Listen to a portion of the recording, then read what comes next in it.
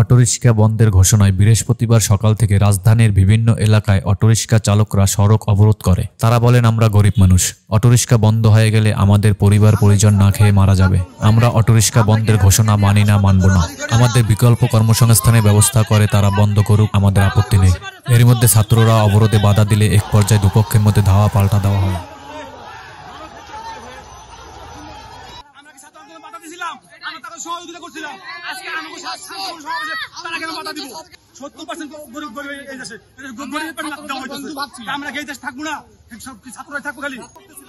আমাদের এই শান্তি শৃঙ্খলা আন্দোলনের মধ্যে এখন ছাত্ররা হামলা করতেছে। আমরা তো কোনো দেশদ্রোহী কাজ করতেছি না, আমরা আমাদের জীবিকা অর্জনের জন্য, আমাদের কর্মসংস্থানের জন্য আমরা আন্দোলন করতেছি।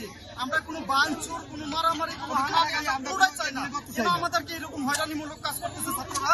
আমরা কি ছাত্রদের পাশে ছিলাম না? ছাত্ররা কেন আজকে এরকম কেন আমাদের সাথে এই সমস্ত কাজ করতেছে? আমরা ছাত্রদের তীব্র নিন্দা জানাই, যাদের জন্য আমাদের জীবন বাজি রাখতে আমরা আন্দোলন করছিলাম স্বৈরাচার সরকার বিরুদ্ধে। যাদেরকে গুলি খাইতে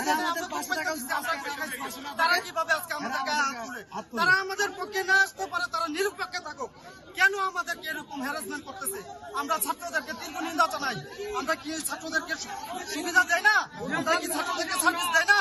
ছাত্ররা কি এটা কি মাথায় নাই যে তারা আমাদের